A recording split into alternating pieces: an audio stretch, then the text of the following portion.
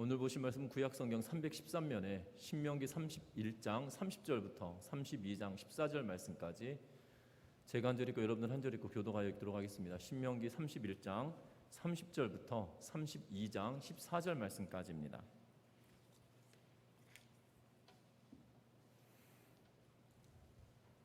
신명기 31장 30절부터 32장 14절 말씀까지 제가 한 절 읽고 여러분들 한 절 읽고 교도하여 읽도록 하겠습니다. 그리고 모세가 이스라엘 총회에 이 노래의 말씀을 끝까지 읽어 들리니라. 하늘이여 귀를 기울이라. 내가 나와이라.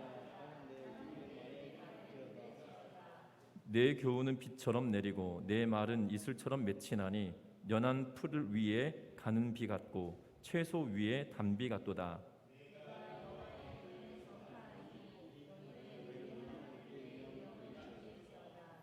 그는 반석이시니 그가 하신 일이 완전하고 그의 모든 길이 정의롭고 진실하고 거짓이 없으신 하나님이시니 공의로우시고 바르시도다. 그들이 여호와를 향하여 아우성하니 하나님의 전하가 아니요 흠이 없고 때로는 세대로다. 어리석고 지혜 없는 백성아, 여호와께 이같이 보답하느냐? 그는 내 아버지시요 너를 지으신 이가 아니시냐? 그가 너를 만드시고 너를 세우셨도다.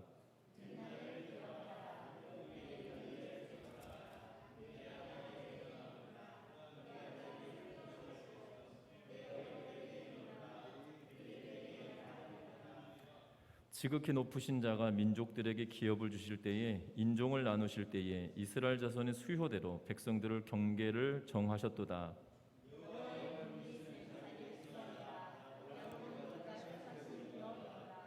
여호와께서 그를 황무지에서 짐승이 부르짖는 광야에서 만나시고 호위하시며 보호하시며 자기의 눈동자같이 지키셨도다.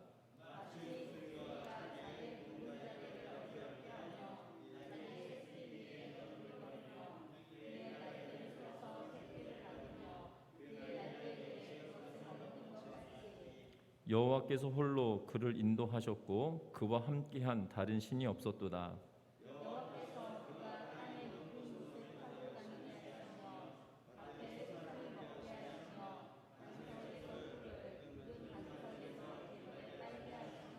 같이 읽습니다.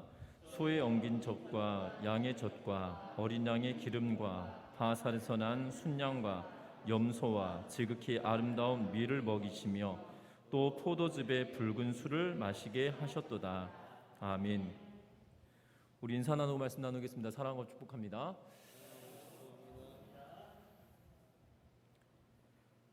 제가 어렸을 때 이런 찬양을 이렇게 주일학교에서 가르쳐 주셔서 불렀던 기억이 납니다.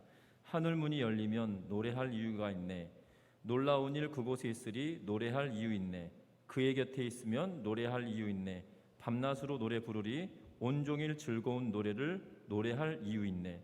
노래할 이유 있네. 내 죄를 주가 씻었네. 노래할 이유 있네. 새 생명 내게 주셨네. 노래할 이유 있네. 날마다 찬양하리라. 노래할 이유 있네. 노래할 이유 있네. 노래하리 월요일, 화요일, 수요일, 목요일, 금요일, 토요일, 일요일 매일 노래할 이유 있네 라고 하면서 불렀던 찬양이 기억납니다.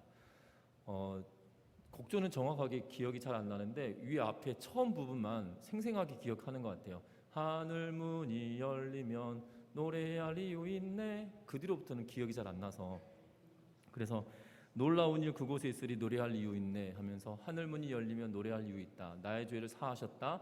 나에게 새 생명 주셨다. 라고 하는 그러한 찬양의 노래를 어렸을 때 불렀던 기억이 납니다. 이 노래할 이유가 있다는 거죠. 그런데 현대를 살아가는 그리스도인들에게 또한 현대를 살아가는 사람들에게 노래라고 하는 것이 참으로 좋은 것이기도 하지만 특별히 그리스도인들이 찬양을 하고 노래를 불러야 하는 그러한 이유가 있었다는 것이지요. 그런데 하나님께 우리가 노래를 하고 찬양해야 될 이유는 우리의 죄를 사하셨고 우리에게 새 생명 주셨기 때문에 그 하나님을 높이고 찬양하는 일이 우리에게 그쳐서는 되지 않을 일일 것임에도 불구하고 현대를 살아가는 그리스도인들은 내가 기분이 좋지 않으면 찬양해야 될 이유가 없고 내가 마음이 상하였으면 노래 찬양하고 싶은 생각이 없어지는 세태를 살아가고 있는 것처럼 보여집니다. 특별히 종종 그런 일들도 있습니다.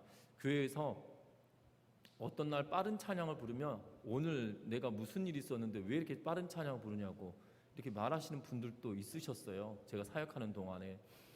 제가 그걸 어떻게 알았겠습니까? 그분이 오는 동안에 무슨 일이 있었는지, 오늘 남편하고 싸웠는지 제가 어떻게 알겠습니까? 그냥 앞에 찬양 인도할 때 성도들이 같이 마음을 합하여서 찬양하길 원하는 마음으로 이렇게 불렀던 곡들인데 내 마음이 상했다라고 하시면서 그럼 할 말이 없는 거예요. 그런 시대가 되어져 버린 그러한 세태를 살고 있습니다.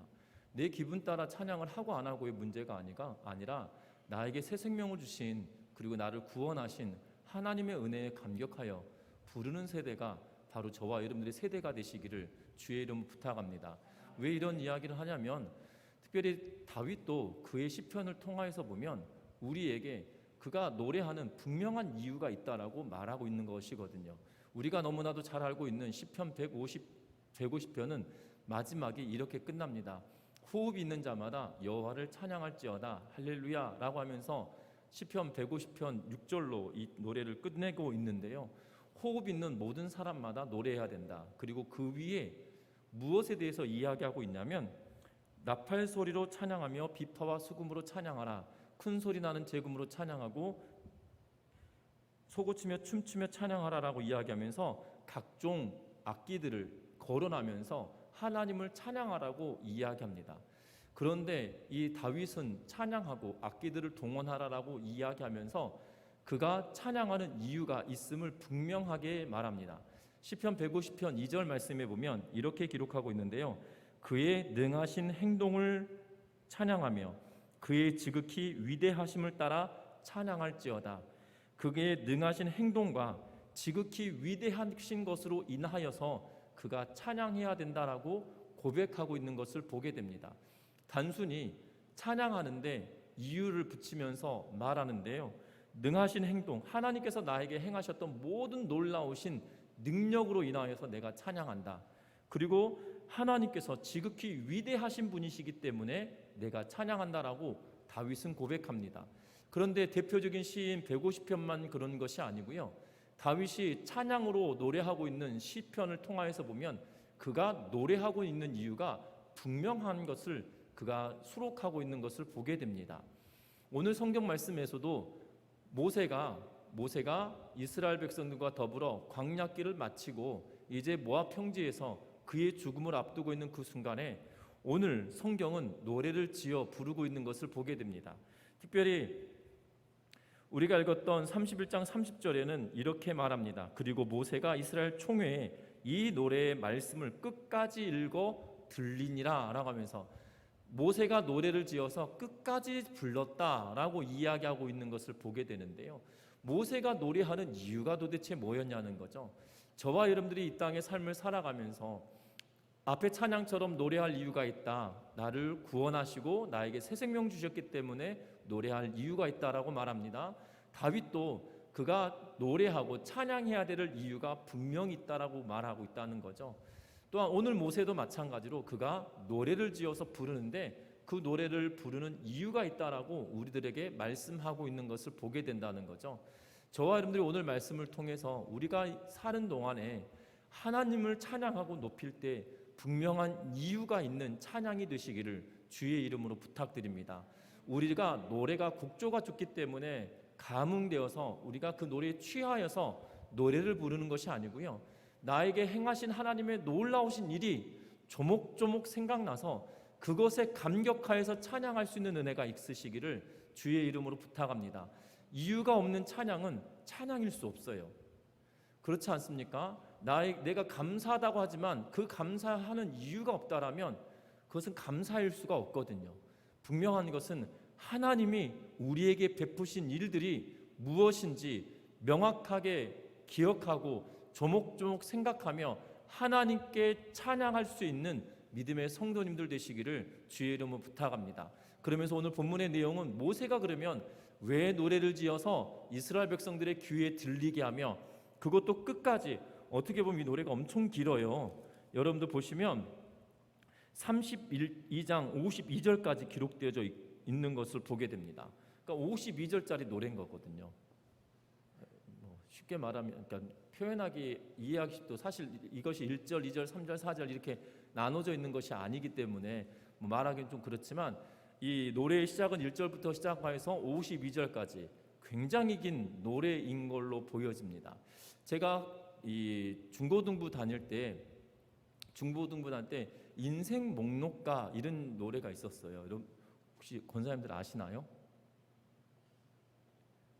각 곡조는 이렇습니다. 노래 가사는 아직도 기억이 안 나는데 따라라라라라라라 따라라라라라 라라라라라라라라 라라라라라라 이렇게 하는 인생 목록가라는 곡이 있는데요. 그 노래 한번 부르면 정말 진액이 빠질 만큼 10절인가 11절인가 이랬던 기억이 납니다. 그래서 교회에서 그 부흥사 목사님들 오셔가지고 그 찬양 부른다고 그러면 막 진짜 이 어린 나이에 시겁한 거예요. 막, 아 저거 언제 끝나 이러면서 저거 부르고 나서 기도한다는데 지금 막 10시가 넘었는데 내일 시험인데 막 이러면서 그랬던 기억이 어렸을 때 있던 기억이 납니다. 그런데 정말 그 긴 노래를 부르면 사실 이스라엘 백성들이 쉽지 않을 것 같아요. 답답하고 젊은 어린 입장에서 보면 요새 젊은 사람들 노래는 5분이 채 안 되거든요. 5분도 4분도 길다고 이야기할 만큼 짧으면서도 그리고 이해하기 쉽게 부르는 노래들이 많거든요. 우리의 지금 젊은 사람들의 노래는 저도 아직 가사가 잘 안 들려가지고 뭐야 이렇게 말할 때도 있는데 그런데 가사들이나 짧게 하는 그러한 이유들이 다 있는 것 같습니다. 그런데 오늘 보면 1절부터 52절까지 길게 이야기하면서 이스라엘 백성들에게 계속 들려지게 하고 있는 거거든요. 또 하나 노래를 지어 부르는 이유가 있는 거죠. 왜 노래 지어서 부를까요? 노래를 지어 부르는 이유는 기억에 남으라고 지어 부릅니다. 여러분들 희한하게도 이 문장을 이렇게 외우라고 하면 잘 안 외워지는데요. 노래 가사로 외우면 잘 외워집니다. 며칠 전에 저희 집 큰아이가 이렇게 말하는 거예요. 초등학교 다닐 때 이 아름다운 이 땅의 금수강산에 하는 노래가 있습니다. 그 우리나라의 100명의 위인을 이 노래를 해서 100명의 위인을 넣는데 아빠 한국사 시험 칠 때 보면 이 노래가 종종 유용하게 쓰일 때가 있어요. 이러는 거예요. 다른 것들은 잘 기억이 안 나더라도 노래를 부르는데 100명의 유인들에 대한 이야기가 노래로 불려지니까 기억이 난다는 거죠. 노래라고 하는 것이 참 희한합니다. 제가 어렸을 때 배웠던 노래들이 아직까지 잊혀지지 않아요. 뭐 동구박 가수원길 몇십 년 전 일이 노래지 않습니까? 그런데 가사도 기억나고요. 심지어 초등학교 때 그 동구박 가수원길 그 계명으로 외우라고 그래가지고 계명도 지금까지 생각나는 거 보면 노래라고 하는 것이 우리가 기억하기 굉장히 쉽게 만들어진 것이라는 거죠. 이스라엘 백성들에게 모세가 노래를 지어서 부르는 목적은 다른 것이 아니라 기억하라는 거죠. 그런데 그 기억하라고 말하면서 모세가 이것을 쓰고 있는 이유가 있다는 건데 그 첫 번째 이유가 바로 다른 것이 아니라 오늘 1절과 2절 말씀 같이 한번 읽어보겠습니다. 1절과 2절 말씀 다시 한번 읽어봅니다. 하늘이여 귀를 기울이라 내가 말하리라 땅은 내 입의 말을 들을지어다 내 교훈은 비처럼 내리고 내 말은 이슬처럼 맺히나니 연한 풀 위에 가는 비 같고 채소 위에 단비 같도다. 아멘. 무엇을 기억하라고 이야기하고 있냐면 하나님이 그들에게 행하셨던 하나님의 말씀을 기억하고 그것에 귀를 기울이라라고 말하고 있는 것을 보게 됩니다. 하늘이여 귀를 기울여라 내가 말하리라. 하나님께서 말한다라고 말씀하십니다. 그리고 내 입의 말을 들어라 라고 이야기합니다. 하나님의 말씀은 2절에 보니까 하나님의 교훈은 비처럼 내리고 하나님의 말은 이슬처럼 맺혀서 연한 풀 위에 가는 비 같고 채소 위에 단비 같다라고 이야기하는 것을 보게 됩니다. 저는 여기 와서 여기 뭐 농작물 심어본 곳은 여기 조그맣게 화장실 옆에 심어본 게 제 평생 처음인 것 같습니다. 그런데요, 그 모종을 이렇게 상추 모종을 심었는데 심고 나서 물을 뿌리면 이게 곧 죽을 것 같아요.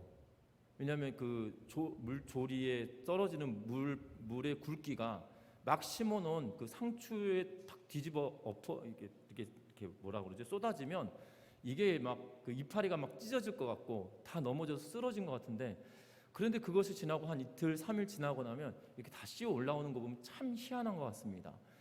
그 놀라운 것은 한 성경을 이야기할 때 물을 뿌리면서도 이 물줄기가 좀 가늘었으면 좋겠다. 그렇다고 뭐 이렇게 그 옷을 다릴 때 쓰는 스프레이로 뿌리기에는 너무 땅이 척박한 것 같고 물주기가 조금 가늘었으면 좋겠다 싶은 생각이 드는데 오늘 성경 말씀 보니까 연한 풀 위에 가는 비 같다라는 표현을 쓰고 있는 걸 보게 되어져요. 하나님의 말씀은 정말 놀랍다라고 여겨지는 이 대목인 것 같습니다. 시로 쓰고 있는 건데요.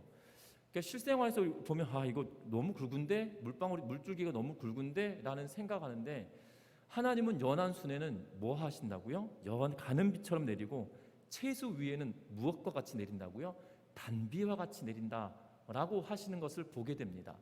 여러분들 이 모세가 기록하고 있는 이 성경의 말씀을 통해서 보면 이스라엘 백성들에게 이스라엘 백성들이 정경으로 쓴 것은 이 기원전 400년, 300년 이런 시기이지만 더 중요한 것은 지금 모세가 이 노래를 지어 부를 때는 성경이 없던 시대이죠. 그들에게 있던 책은 창세기, 출애굽기, 레위기, 민수기, 신명기 요것밖에 없던 그러한 세대를 살고 있어요. 그런데 모세가 하나님께서 그에게 들려주셨던 정말 놀랍고 놀라운 하나님의 말씀이 그에게 이렇게 다가왔던 것이지요. 단비 같고 가는 잎에 연한 순에 가는 비와 같이 그리고 채소 위에 단비와 같이 주셨던 것이 하나님의 말씀이었다라고 모세는 스스로가 고백하며 그것을 기억하라라고 이야기하고 있다는 사실입니다. 저와 여러분들의 삶 가운데서도 동일한 은혜가 있으셨으면 좋겠습니다. 모세는 하나님의 말씀이 얼마나 놀라운지 때에 따라 필요에 따라 채워주시는 은혜가 얼마나 컸는지 모른다는 거예요. 때로는 두려운 길이었을 것입니다. 40년의 광야길을 걷는다는 것이 노구였던 모세의 입장에서도 쉬운 일이 아니었고 적어도 200만 명이나 되는 수많은 사람들, 장정이 60만 명이니까요. 200만 명이 넘는 큰 인구를 이동시킨다는 것이 쉬운 일이 아닌데 그 일을 40년 동안 해야 된다는 것은 그에게 벅찬 일일 수 있다는 거죠. 그런데 하나님은 필요에 따라서 이곳에 멈추어라 또한 이곳을 떠나라 라고 이야기할 때 세밀하게 이야기하시며 구름 기둥으로 이 회막에서 떠올라서 떠나야 될 때를 이야기하시고 멈춰야 될 때를 이야기하시며 진을 쳐야 될 때를 이야기하시고 진을 걷어서 행진할 때를 이야기하시는 그 하나님의 놀라우신 손길과 섭리하심을 보았다는 거죠. 심지어 뭐라고 이야기합니까? 내가 앞서 행하겠다 라고 하면서 항상 하나님이 그들을 품어주시고 안아주시고 함께하여 주시고 동행하여 주시고 그들을 위로하여 주시고 고쳐주셨던 하나님의 말씀이 그들에게 있었다는 거죠. 하나님의 말씀을 지키고 순종하며 살아갈 때 그 40년의 기간 동안에 모세에게 있어서만큼은 놀라운 순간이었다는 거예요. 그 40년의 광야길 동안 하나님의 말씀을 받아 적으며 하나님께서 주신 말씀을 기록하면서 그가 느꼈던 감정은 바로 이러한 감정인 거죠. 비처럼 내리고 이슬처럼 맺혀서 연한 풀 위에 가는 비와 같고 또한 채소 위에 단비와 같아서 그것들이 성장하게 만드시는 그것으로 충만하게 하시는 하나님의 은혜를 그가 경험했기 때문에 이렇게 쓰고 있다는 것이지요. 그것을 지금 노래를 지어 부르며 이스라엘 백성들 그들의 후손들에게 하나님의 말씀이 어떠한 것인지 기억하라라고 말하고 있다는 것입니다. 여러분들 우리의 삶 가운데서도 하나님의 말씀이 내 삶에 어떠한 은혜가 있었고 내 삶에 무엇을 이야기하시고 나에게 어떠한 길을 걷기를 원하셨고 또한 이 말씀처럼 모세가 경험했던 것처럼 연한 풀 위에 가는 비와 같고 채소 위에 단비와 같다라고 말씀하시는 그것을 경험하였던 모세의 그 경험이 저와 여러분들의 삶 가운데서 동일하게 경험되어진 은혜가 있으시기를 주의 이름 부탁드립니다. 여러분들 하나님의 말씀이 여러분들에게 정말 달게 느껴지시나요? 하나님의 말씀이 정말 오묘하다라고 느껴지십니까? 그것을 경험하는 은혜가 있으시기를 주의 이름 부탁합니다. 하나님의 말씀이 살아있고 운동력 있다라는 말씀이 경험되어집니까? 우리의 심령과 골수를 찔러 쪼개기까지 하신다는 그 말씀이 우리들에게 경험되어지고 믿어지냐 이 말이에요. 여러분들이 정말 하나님의 말씀을 온전하게 경험함으로 말미암아 모세가 이렇게 고백하고 있는 것처럼 저와 여러분들도 이 고백에 동참하는 은혜가 있으시기를 주의 이름으로 부탁드립니다. 뿐만 아닙니다. 오늘 말씀 3절과 4절 말씀 같이 한번 4절 말씀 같이 읽어보겠습니다. 4절입니다. 그는 반석이시니 그가 하신 일이 완전하고 그의 모든 길이 정의롭고 진실하고 거짓이 없으신 하나님이시니 공의로우시고 바르시도다. 아멘. 오늘 이 4절 말씀에 보면 하나님의 성품이 어떠한지 우리에게 보여주고 있는 것을 보게 됩니다. 그가 하신 일은 완전하다. 그리고 그의 모든 길은 정의롭고 진실하고 거짓이 없으신 분이실 뿐만 아니라 공의로우시고 바르신 분이신데 그분이 반석이시다라고 이야기하고 있어요. 그는 반석이신데 여기서 반석이라는 의미는 반석으로 사용하고 있는 단어는 우리가 알고 있는 넓적한 이렇게 바위 덩어리를 말하고 있는 것이 아니고요. 하나의 산을 이루고 있는 바위산을 이야기하고 있어요. 그래서 그 바위산이 흔들리지 않는다, 견고하다라는 의미로 두고 있는데요. 견고하다는 의미로 사용하고 있는데 그 반석은 그냥 큰 널찍한 돌덩어리 이것이 아니고요. 큰 산을 이루고 있는 돌산을 이야기하고 있는 거죠. 그래서 그 하나님은 견고하고 흔들림이 없으신 분이신데 그분의 하는 일은 그러하기에 완전하고 그가 하는 모든 길은 정의롭고 진실하고 거짓이 없고 공의롭고 바르시다라고 이야기하면서 그 하나님의 성품과 그 하나님의 행하신 일들이 얼마나 놀라운지 모세는 그것을 경험하고 써놓고 있다는 거죠. 그런데 놀라운 것은 그 뒤에 이어서 오는 5절 말씀이에요. 5절 말씀 같이 읽어봅니다. 그들이 여호와를 향하여 악을 행하니 하나님의 자녀가 아니요 흠이 있고 삐뚤어진 세대로다. 6절도 있습니다. 어리석고 지혜 없는 백성아 여호와께 이같이 보답하느냐. 그는 내 아버지시요 너를 지으신 이가 아니시냐. 그가 너를 만드시고 너를 세우셨도다. 아멘. 그런데 인생은 어떠하고 사람들은 어떠하다고 말하고 있습니까? 5절에 보니까 하나님을 향하여 악을 행하고 하나님의 자녀가 아니다. 지금 모세가 이끌고 있는 이스라엘 백성들은 하나님의 백성인가요? 아닌가요? 하나님의 백성이거든요. 하나님의 자녀다라고, 나는 너의 하나님이고 너는 내 백성이다라고 하나님께서 말씀해 주셨단 말이에요. 그런데 지금 모세가 뭐라고 그들 평가하냐면 여호와를 향하여 너희가 악을 행하여 왔다. 끊임없이 악을 행했다라고 말합니다. 40년 광야길을 걷는 동안에 정말 무지막지한 일들이 있었지 않습니까? 반역도 하고요, 이방신도 섬겼고요, 그리고 원망도 했고요, 그리고 하나님 불평불만하다가 불뱀에 물려서 죽었던 사람들도 꽤 많았고요. 많은 일들이 그들에게 있었습니다. 그들이 행했던 것은 하나님께 악을 행하는 일이었다는 거죠. 그래서 모세가 그렇게 말합니다. 하나님의 자녀가 아니고 흠이 있고 삐뚤어진 세대다라고 말하고 있다는 거죠. 어리석고 지혜 없는 백성과 같다라고 이야기하며 어떻게 하나님께 이렇게 보답할 수 있냐라고 말하고 있는 거죠. 하나님은 너희의 아버지신데 너희를 지으신 분이신데 너를 만드시고 너를 세우신 분이신데 어떻게 이렇게 할 수 있냐라고 하면서 타박하듯이 이야기하고 있는데 중요한 것은 앞에 누굴 두고 있는 거예요? 하나님의 성품과 하나님의 행하신 일을 4절에 두고 5절과 6절의 인생들을 비교하면서 이야기하고 있다는 거죠. 하나님께 비교하며 될 인생이 있겠습니까? 없거든요.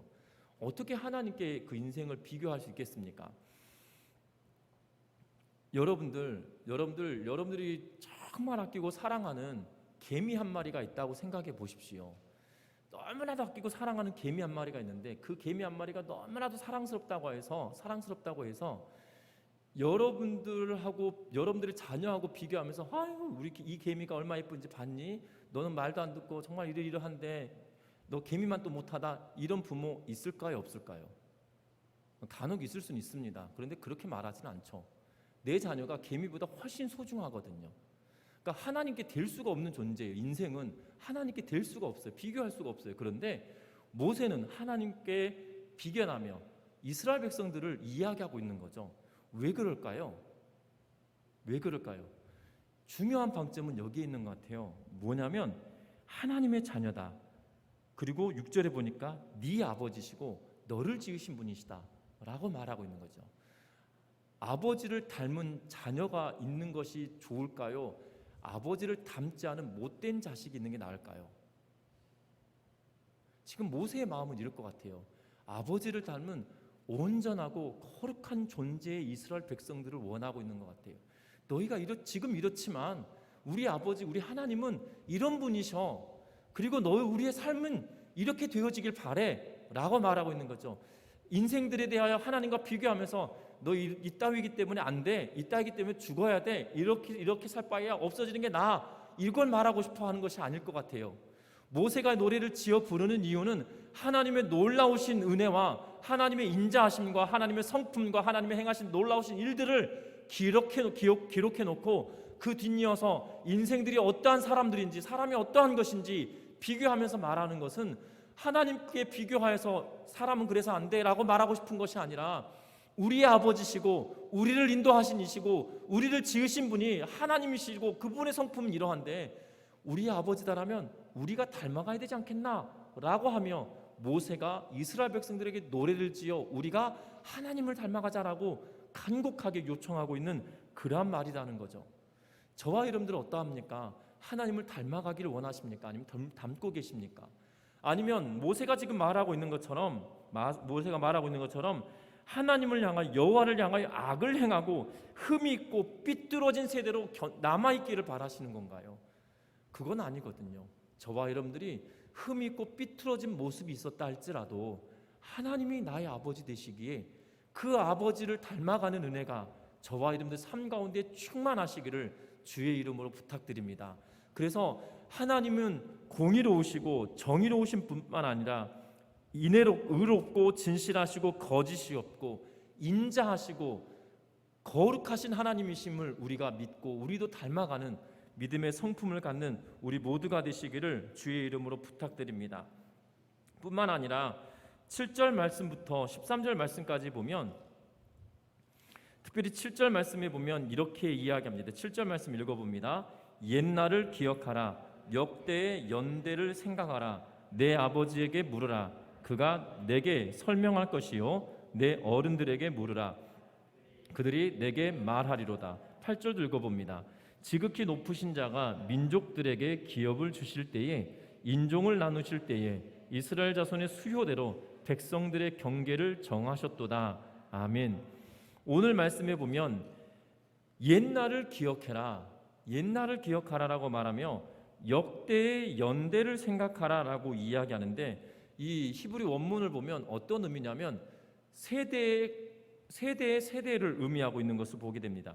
세대와 세대의 날들, 세대와 세대가는 날들이란 표현이 아니죠. 한 해 두 해 하는 세대와 세대의 해를 기억하라라고 말하고 있는 것을 보게 됩니다. 다시 말하면 세대와 세대를 이어오면서 행하셨던 하나님의 놀라우신 일들을 기억하고 물어보라라고 이야기하고 있죠. 네 아버지에게 그리고 어른들에게 물어봐라. 그들이 하나님께서 무슨 일을 행하셨는지 너희에게 알려줄 거다라고 말하고 있는 것이지요. 특별히 8절 말씀에 우리가 읽었던 8절 말씀은 무엇을 이야기하고 있냐면 지극히 높으신 자가 민족들에게 기업을 주실 때에 인종을 나누실 때에 이스라엘 자손의 수요대로 백성들의 경계를 정하셨도다라고 이야기하는데 여러분들 창세기 10장에 보면 수많은 민족들에 대한 이야기를 하고 있습니다. 그리고 그 민족들이 이동하고 또한 나라를 이루고 있는 그러한 내용들을 말하고 있는 것을 보게 되거든요. 그런데 창세기 10장을 잘 보시면 약 70개 민족이 나누어져 가고 있는 것을 보게 됩니다. 약 70개. 그런데 여러분들 성경을 잘 보셔야 되는 것은요. 성경은 기록한 저자들, 다시 말하면 인간 저자들이 하나님의 뜻을 드러내기 위하여 때로는 빼기도 하고 때로는 그냥 있는 그대로 놔두기도 하고 때로는 의미를 더 충만하게 드러내기 위하여서 필요 없는 부분은 다 빼버리는 그러한 일도 있는 것을 보게 됩니다. 여러분들 저 어렸을 때 일기 쓰다가 학교 선생님한테 야단 맞을 때가 있었거든요. 왜냐하면 그 전날 이 일기를 써가지고 숙제검사 맡아야 되는데 쓸 말이 없는 거예요. 뭐 한 곳이 있어야죠. 그래서 오늘 학교 갔다 왔고 학교에서 뭘 했고 그리고 집에 와서 뭐 했고 잤다. 그랬더니 혼났습니다. 이런 건 안 써도 된다. 네 아침 밥 먹은 거 뭐하러 쓰고 집에서 잠잔 거 뭐하러 쓰냐. 그건 나도 잔다. 꼭 필요한 것만 써라. 이렇게 말씀하시면서 이야기하셨거든요. 여러분들 이 성경을 보면 뭐 무슨 메뉴로 뭘 먹었는지에 대한 이야기는 복음서에 기록된 것 말고는 그것도 특별한 이유가 있어서 기록한 것 말고는 없어요. 여러분들 아브라함이 뭘 먹었는지 여러분들 성경에 기억나는 거 있으신가요? 예수님 때야 떡을 나누시고 보리떡 5개, 물고기 2마리 그 메뉴가 있었던 걸 특별한 이유가 있어서 써놓은 것 말고는 뭘 먹었는지 그리고 어디서 잤는지 그리고 화장실을 어디를 만들어놨는지 그런 내용은 없거든요. 의미를 전달하고 하나님의 뜻을 밝히 드러낼 만한 내용들은 때로는 정확하게 기록하고 때로는 필요 없으면 빼놓는 것이 이 성경의 저자들의 모습입니다. 특별히 창세기 10장에 기록되어져 있는 것들 보면 70명의 70 정도 되는 족속에 대하여 민족들에 대하여 이야기 놓고 있어요. 그런데 창세기 모세는 이 70이라고 하는 숫자에 이렇게 관심을 두고 있는 것처럼 보여져요. 왜냐하면 야곱이 애굽 땅으로 내려갈 때 야곱의 자손들이 몇 명입니까? 70명이었더라라고 성경에 기록해 놓고 있는 걸 보게 되거든요. 근데 더 되거든요, 사실. 그런데 70이라고 하는 숫자에 이렇게 방점을 두고 있는 걸 보면 무슨 모세가 특별한 의미를 부여하고 싶어서 그렇지 않았나 싶은 생각이 드는데요. 어찌되었든 그 경계를 나누고 민족들이 경계를 나누고 민족들이 흩어지고 각 나라를 이루었던 그때로부터 시작하여서 어디까지 이야기하고 있냐면 하나님께서 지금 이 9절 말씀에 보니까 여호와의 분깃은 자기 백성이라 야곱은 그가 택하신 기업이로다 라고 이야기하면서 야곱은 하나님께서 택하신 기업 하나님의 민족이라고 이야기하면서 여기서 야곱은 사람을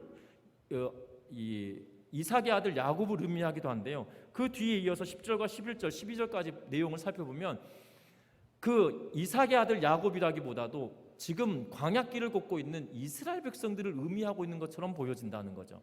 11절 읽어보겠습니다. 마치 독수리가 자기의 보금자리를 어지럽게 하며 자기의 새끼를 위에서 너풀거리며 그의 날개를 펴서 새끼를 받으며 그 날개 위에 그것을 업은 것 같이 여호와께서 홀로 그를 인도하셨고 그와 함께한 다른 신이 없었도다 라고 이야기하면서 어떻게 보면 야곱이 바다나무람으로 갔다가 돌아온 길을 보여주는 것 같은 연상되어지는 그런 표현이기도 하고 또 하나는 이스라엘 백성들이 40년의 광야길을 걷는 동안에 하나님께서 그들을 돌보시고 인도하셨고 때로는 독수리가 자기 새끼가 날 수 있도록 정말 그 조류 가운데 가장 왕처럼 여겨질 만한 그 독수리의 삶을 살아낼 수 있도록 둥지를 흩어버리고 그리고 이 새끼 위에 너풀거리면서 마치 이 10절 11절 말씀은 독수리가 새끼를 높은 곳에 가서 떨어뜨려서 그것을 받아주고 하는 그러한 모습인 것처럼 보여지는 그러한 문구를 사용하고 있는 것처럼 보여져요.